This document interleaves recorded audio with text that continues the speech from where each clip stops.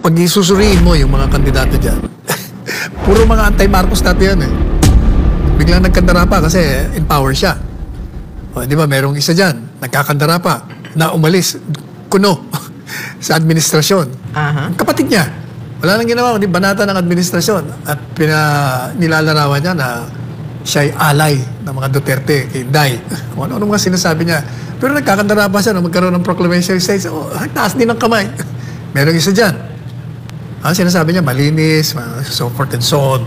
Pero yung isang kandidato senador dyan, aba, siya ho ang nagsulong ng, magkano? Nag-umpisa sa ilang bilyon? 24 billion na building ng senador, mga senador, 24 senador.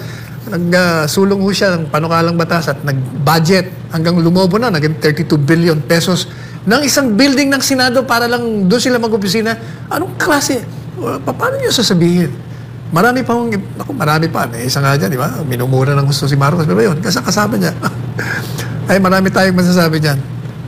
Kumbaga, huwag ka magbato ng putik kung ikaw ay nasa putikan. Okay, kasi, grabe no, parang boomerang eh. Isang ganun niya, mas malakas yung balik sa kanya. Pero alam mo, Attorney Sal, hindi ko kasi masyadong mag-gets bakit sinabi niya wala kahit anong bahid yung mga kandidato niya. Kasi lahat sa kanila may mga issues na kinakaharap din. At saka yung iba din sa kanila, yung mga, alam mo kasi, huwag ka kasi magsabi sa social media, sa harap ng media, na kahit anong negative sa isang tao, na in the future magiging bahagi ka ng slate niya. Backlash ka nila. Like si former Senator Pacquiao.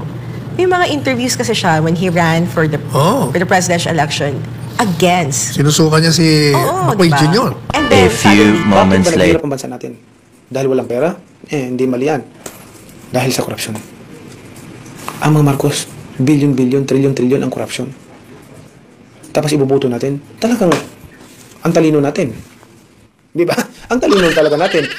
Okay sa akin, magdebate kaming dalawa lang. Kaming dalawa lang.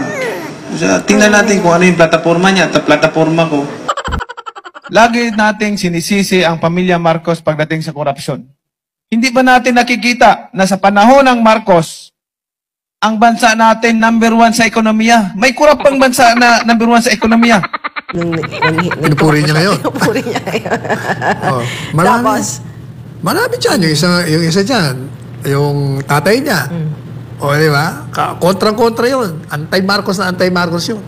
Tsaka, Attorney Sal, like si Abalos, baka bad shot siya ng mga tao sa especially sa Davao City and sa KOJC. At sa lahat ng Pilipino na naka-witness dun sa KOJC siege, siya yung mastermind doon, Attorney Sal. For us, siya ang mastermind doon sa nangyaring KOJC siege. Kahit sabihin nilang hindi, pero nung lumantad na si Pastor, kung ang dami niya nang sinabi at ganoon si BBM, tapos sabi nila wala daw silang kasi sinusunod lang daw nila yung batas na hulihin si Pastor. Pero in a brutal way na ginawa nila, Attorney Sal. Kaya nga gusto ko na abolish ng Congress eh.